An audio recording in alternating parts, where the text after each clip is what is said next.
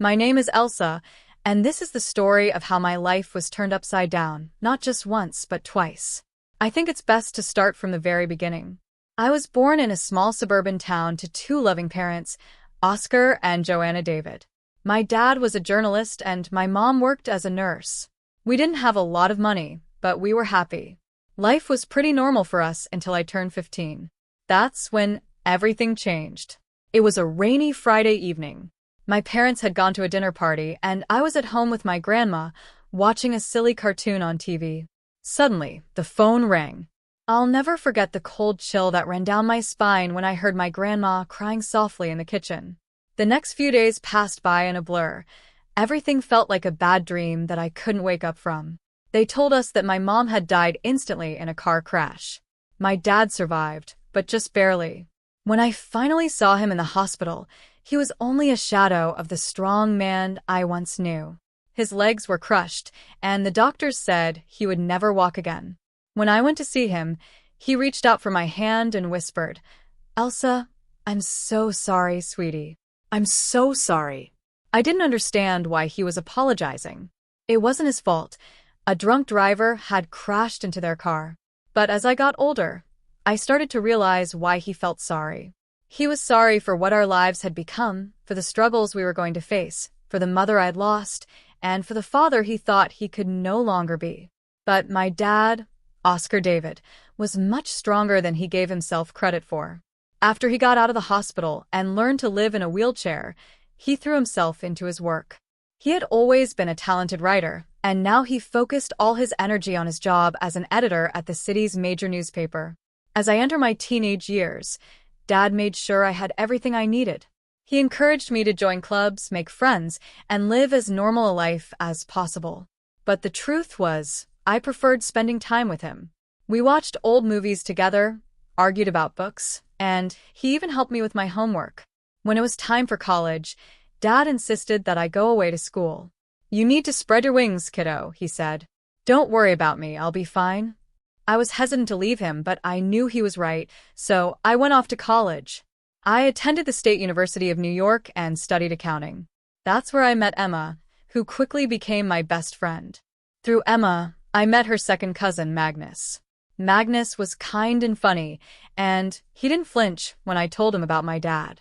In fact, when he met Dad for the first time, they got along immediately, bonding over their shared love of classic rock music. Later, Magnus told me, "Your dad is really cool, and you're amazing for taking care of him all these years." I tried to brush off the compliment, but inside, I was glowing. For the first time since the accident, I felt like maybe, just maybe, I could have a normal life. A life filled with love, laughter, and even the possibility of having a family of my own someday. After graduation, things started falling into place like a puzzle. I got a job at a local tax service, and Magnus started working as a long-haul truck driver. We dated for 4 years before he proposed to me on a crisp autumn evening in the park where we had our first date. I was thrilled, but there was one thing I needed to make clear. "Yes, Magnus," I said, "but I can't leave my dad. He needs me." Magnus smiled wide and said, "I wouldn't have it any other way. We'll all live together. Your dad's apartment is big enough for the three of us, right?" The wedding was small but beautiful. Dad insisted on wheeling himself down the aisle to give me away. There wasn't a dry eye in the place. As I stood there holding Magnus' hand, I felt like I was living a fairy tale. But every fairy tale has its villains, and mine came in the form of my mother-in-law, Sophia, and my sister-in-law, Karen. From the moment I met them, I could tell they didn't approve of me. During our first meeting, Sophia asked with a wrinkled nose, as if she smelled something bad, "So, your father is handicapped?" "He's disabled," I corrected, trying to stay calm. "But he works as an editor," she said dismissively, not really interested in what I had to say. Then she turned to Magnus and asked, "Are you sure about this? There are so many nice girls from good families." I felt my face flush with a mix of anger and embarrassment when Sophia made that hurtful comment. But before I could respond, Magnus immediately jumped in to defend me. "Mom, Elsa is from a good family, and her dad's disability doesn't change that." I love her, and that's all that matters, he said firmly. Sophia didn't say anything more, but I could still see the disapproval in her eyes. Karen, following her mother's lead, was just as cold and distant towards me. After the wedding, Magnus stayed true to his word and moved in with Dad and me. Our life soon settled into a comfortable routine. I would go to work at the tax office, while Magnus was often on the road for days at a time with his trucking job. When he was home, we all had dinner together, and those moments felt like a glimpse of the happy family life I had always wanted. But whenever Sophia and Karen visited, the atmosphere in our home changed completely. It was as if they thought they owned the place. They barely acknowledged Dad's presence, and their coldness made every visit feel like walking on eggshells. One day, I overheard Sophia whispering to Karen when they thought I wasn't listening. "It's a shame. Magnus could have done so much better. Now he's stuck with this girl and her crippled father. Can you imagine if they have children? What if the bad genes get passed on?" Her words cut through me like a knife. I was furious, but I kept quiet for Magnus' sake. I tried to maintain the peace, but it was getting harder and harder to keep my feelings bottled up. One evening, after an especially tense visit from Sophia and Karen, I couldn't hold back my tears any longer. Magnus found me in our bedroom, sobbing uncontrollably. Hey, he said gently, pulling me into his arms. "What's wrong?" "It's your mom and sister," I cried, the words spilling out between sobs. "They hate me. They think I'm not good enough for you, because of Dad." Magnus' face hardened with resolve. "That's ridiculous. You and your dad are my family now. If they can't accept that, it's their problem, not ours." His words were a comfort, but deep down, I couldn't shake the feeling that this was just the beginning of our troubles with Sophia and Karen.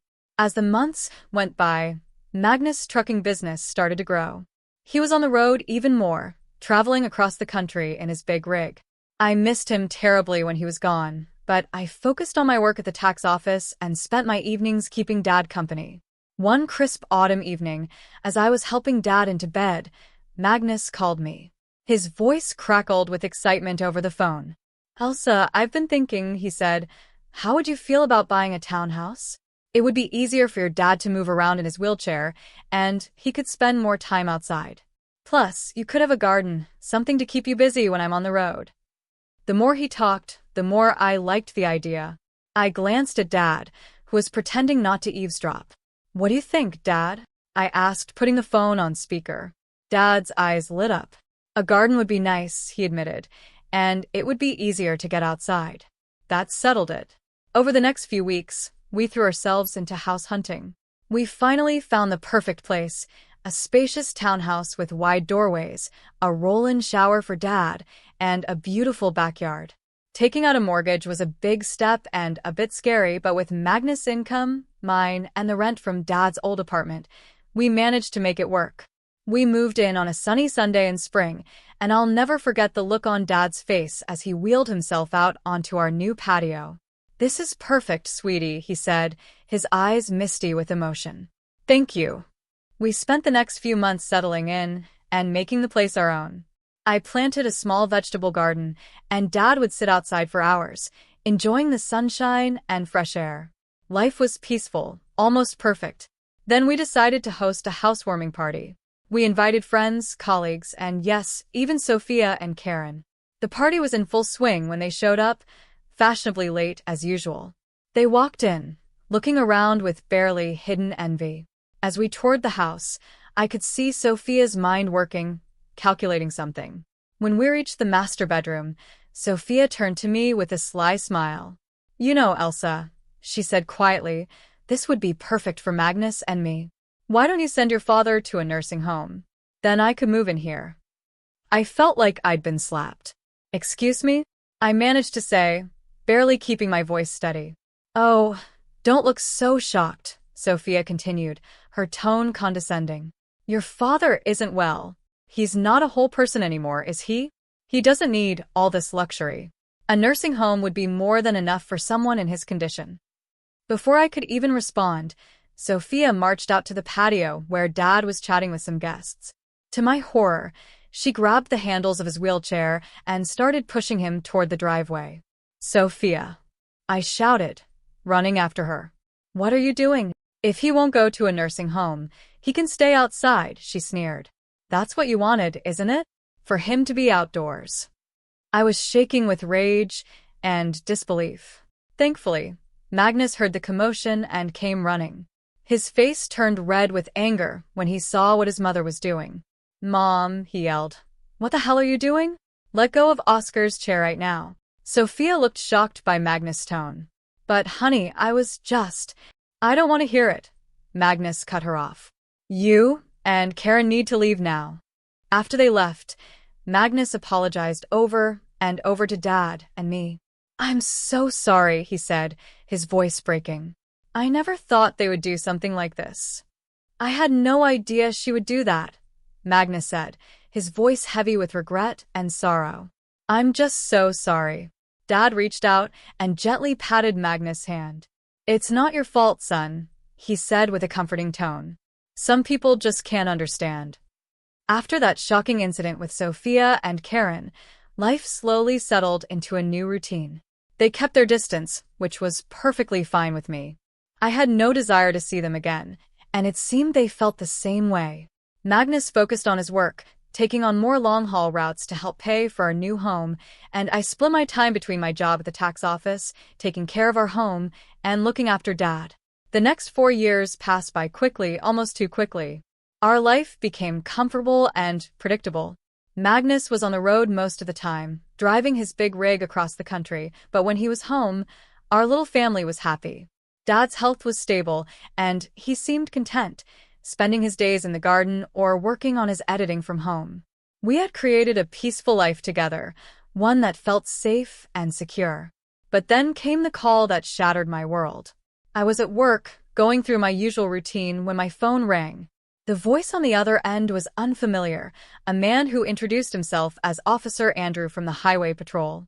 My heart immediately sank. "Yes," I barely managed to say, my voice trembling. "I'm sorry to inform you that your husband, Magnus Walker, has been in a serious accident," the officer said. The rest of the conversation was a blur. Words like head-on collision and "didn't make it" floated around me, but I couldn't fully grasp their meaning. It wasn't until I heard myself thanking the officer and hanging up the phone that the reality began to sink in. Magnus was gone. The next week was a haze of grief and disbelief. I went through the motions of planning the funeral like a robot, barely understanding what was happening around me. It all felt surreal, like I was living someone else's nightmare. The day before the funeral, I knew I had to do something that filled me with dread. I had to call Sophia. Despite everything, I thought she deserved to hear about her son's death from me, not from a newspaper obituary. With shaking hands, I dialed her number. After a few rings, Sophia's sharp voice answered. "Hello." "Sophia, it's Elsa," I said, my voice trembling. "It's about Magnus. He's gone. There was an accident." There was silence on the other end of the line, and for a moment I thought she might actually show some compassion. But then, to my shock, Sophia's voice came back, dripping with anger. "This is your fault," she hissed. "You made him work so hard, driving that truck to pay for your fancy house. You killed my son." I was stunned, completely taken aback by her cruelty. "Sophia, that's not." "Save it," she snapped, cutting me off. "I expect you to give him the best funeral money can buy, but don't expect a penny from us. You made your bed. Now lie in it." With that, the line went dead. I stood there, phone in hand, tears streaming down my face. How could she be so cruel? How could she blame me for this? My grief was already overwhelming, but Sophia's words added a new layer of pain that I didn't know how to handle. The day of Magnus' funeral was gray and rainy, perfectly matching my mood. The church was full. Magnus was well-liked in the community, and it seemed like half the town had come to pay their respects. But as I stood there, receiving condolences from friends and neighbors, I noticed that Sophia and Karen were nowhere to be seen. They hadn't even bothered to show up for their own son and brother's funeral. Dad reached out and squeezed my hand, his touch grounding me in the midst of my sorrow. "It's their loss, sweetie," he said softly. We're family, and we'll get through this together. After the service, we drove back home in silence. As we pulled into our driveway, something seemed off. The lights were on in the house, which was strange, because I was sure I had turned everything off before we left. "Did you leave any lights on, Dad?" I asked, frowning. He shook his head. "No, I don't think so." As we got closer, I noticed movement inside the house. My heart started pounding. Were we being robbed? On the day of Magnus' funeral? I quickly helped Dad out of the car and into his wheelchair, my mind racing with fear and anger. Should I call the police? But as we approached the front door, I heard familiar voices inside. A chill ran down my spine as I recognized them. I pushed open the door to find Sophia and Karen in our living room, surrounded by boxes and pieces of furniture. "What the hell is going on here?"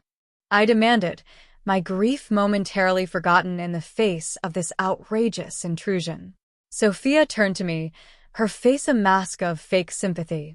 "Oh, Elsa dear, we're just helping you pack up. After all, you can't possibly afford to keep this place now that Magnus is gone." I was speechless, completely caught off guard by their audacity. Karen added, her voice sickeningly sweet, "Don't worry. You can go back to your father's apartment. It's cozy." I could feel the anger building inside me, rising like a tidal wave. "Get out," I said, my voice low and dangerous. "Get out of my house right now." Sophia had the nerve to look offended. "This house belongs to us now. All of Magnus' property does. We're his family, after all." "Like hell you are," I exploded. "Where were you today? At his funeral?" "Oh, that's right. You couldn't be bothered to show up." Sophia waved her hand dismissively. "We were busy making arrangements. Now be a good girl and start packing. We'll need you out by tomorrow." I couldn't believe what I was hearing. These women hadn't shed a tear for Magnus, hadn't even attended his funeral, and now they were trying to kick us out of our home. My home. The home Magnus and I had built together. "I'm calling the police," I said, reaching for my phone. I pulled out my phone, my hands shaking with a mix of fear and determination. Sophia and Karen exchanged worried looks, clearly not expecting me to fight back. "Now, Elsa?" Sophia began, but I cut her off, my voice firm and unwavering. "No." "You have exactly 10 minutes to get out of my house before I call the cops. This is my home. Magnus and I bought it together. You have no right to be here." Maybe it was the steel in my voice or the fire in my eyes, but Sophia and Karen finally realized they had gone too far. They quickly gathered their things and left, but not before Sophia turned to me with a sneer. "This isn't over, Elsa. You'll be hearing from our lawyers." The days after Magnus' funeral were a blur of grief, anxiety, and endless paperwork. I threw myself into sorting out Magnus' affairs, partly to keep busy, and partly out of fear that Sophia and Karen would try to take what wasn't theirs. A week after the funeral, I received a call from a local law firm. My heart pounded as I answered, terrified it was Sophia following through on her threat of legal action. "Mrs. Walker?" A crisp, professional voice asked. "This is Scott Thompson from Thompson and Partners. I'm calling about your late husband's will." I felt a small flicker of hope. "His will? I didn't know he had one." "Yes, ma'am. Mr. Walker came to see us about 5 months ago. He asked that we contact you in the event of his passing." I scheduled an appointment for the next day, my mind spinning with questions. Why hadn't Magnus told me about this? What did it all mean? The next morning, I wheeled Dad into Mr. Thompson's office. The lawyer greeted us warmly, his kind eyes crinkling at the corners. "Mrs. Walker, Mr. David, thank you for coming in," he said, gesturing for us to sit near his desk. "I'm sorry for your loss."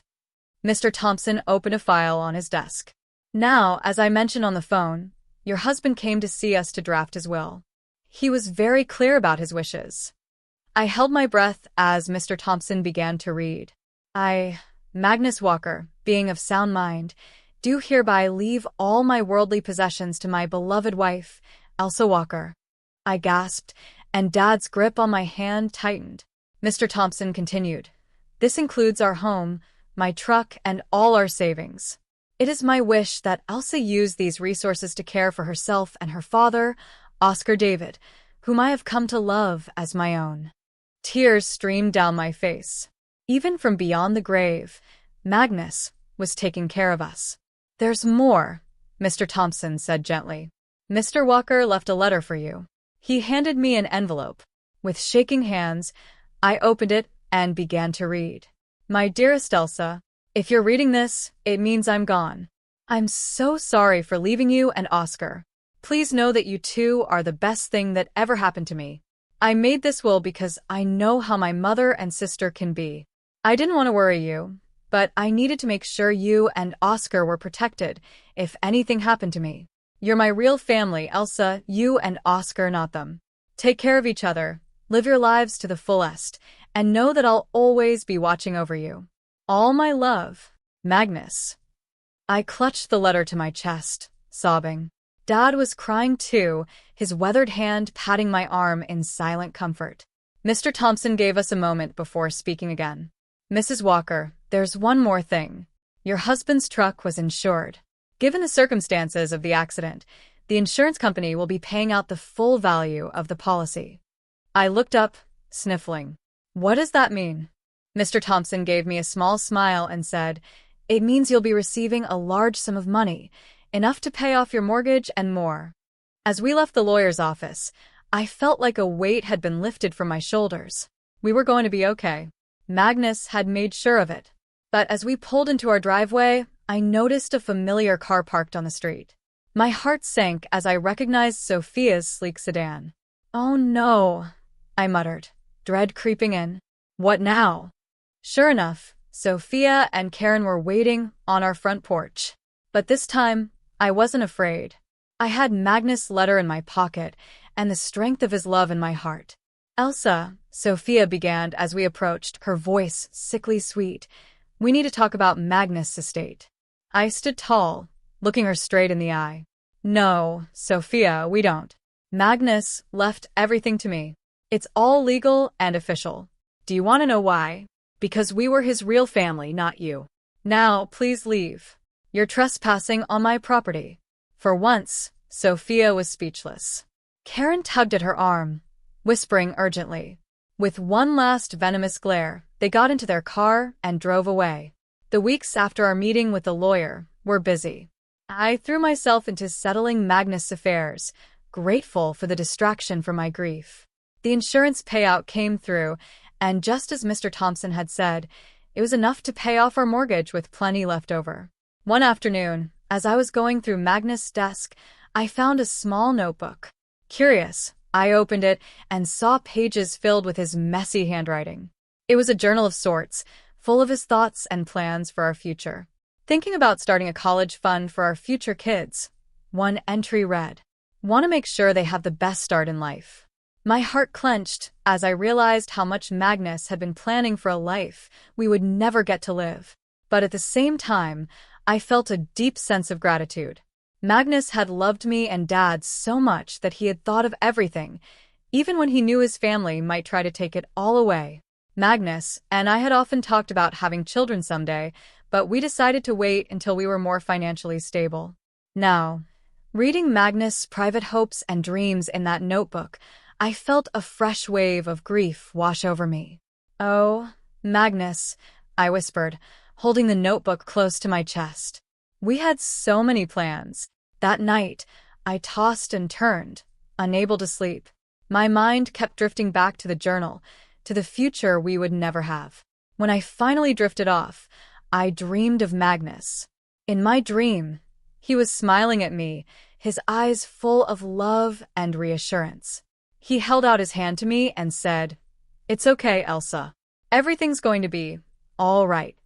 His words, even in a dream, brought me a sense of peace I hadn't felt in weeks.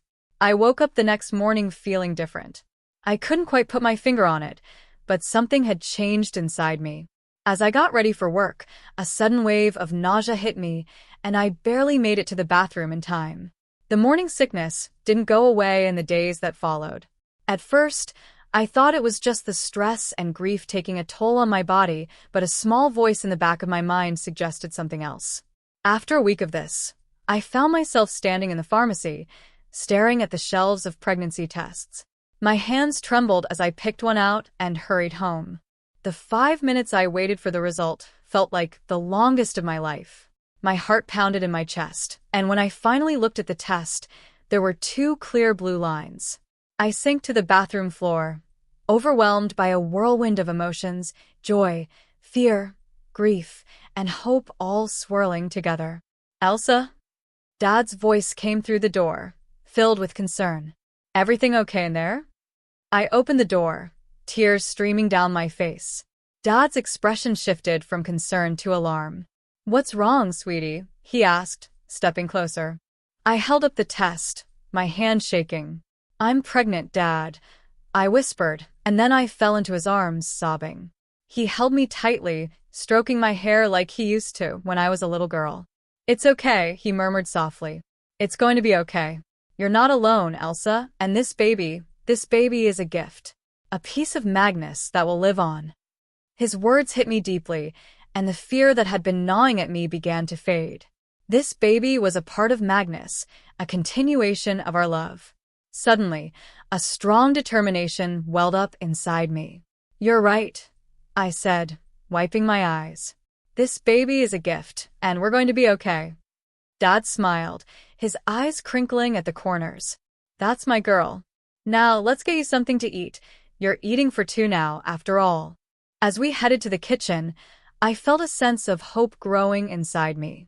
The road ahead would be challenging, but with my father by my side and Magnus' child growing within me, I knew we could face anything. As my belly grew with our child, I found strength I never knew I had. Dad was my rock, always there with a kind word or a helping hand. We settled into a new routine, just the 2 of us, eagerly awaiting the arrival of the newest member of our little family. One sunny afternoon, as I was tending to the garden Dad and I had planted together, I heard a car pull up. My heart sank as I recognized Sophia's sleek sedan. What could they possibly want now? I walked to the front of the house, one hand instinctively resting on my swollen belly. Sophia and Karen stood on our porch, looking both uncomfortable and slightly desperate. "Elsa," Sophia began, her voice missing its usual sharpness, "we need to talk to you." I raised an eyebrow but said nothing, waiting for her to continue. Karen spoke up, her eyes darting around nervously. "We've hit some hard times. We were wondering if we could stay in your father's old apartment, just until we get back on our feet." I couldn't believe what I was hearing. After everything they had put us through, they had the nerve to ask for more. "I'm sorry," I said, my voice firm but calm. "That's not possible. I don't want to communicate with you anymore." Sophia's eyes narrowed as she noticed my pregnant belly, and her face twisted with shock and disgust. "You're pregnant?" she spat, her tone filled with venom. "Already? You little prostitute. I can't believe you've already found a new man. Magnus' body isn't even cold in the ground." I felt a surge of anger rise within me, but I pushed it down, refusing to let her get to me. I didn't bother explaining that it was Magnus' child. I didn't want my baby to have such a grandmother and aunt. Instead, I smiled a small, secretive smile that seemed to unsettle Sophia even more. "My personal life is none of your concern," I said calmly. "Now, I think it's time for you to leave." Sophia looked like she wanted to say more, but something in my expression must have stopped her. She turned on her heel, grabbing Karen's arm, and I watched as they drove away. As their car disappeared down the street, a sense of peace washed over me. I had stood my ground, protected my family, and kept my dignity. Magnus would have been proud.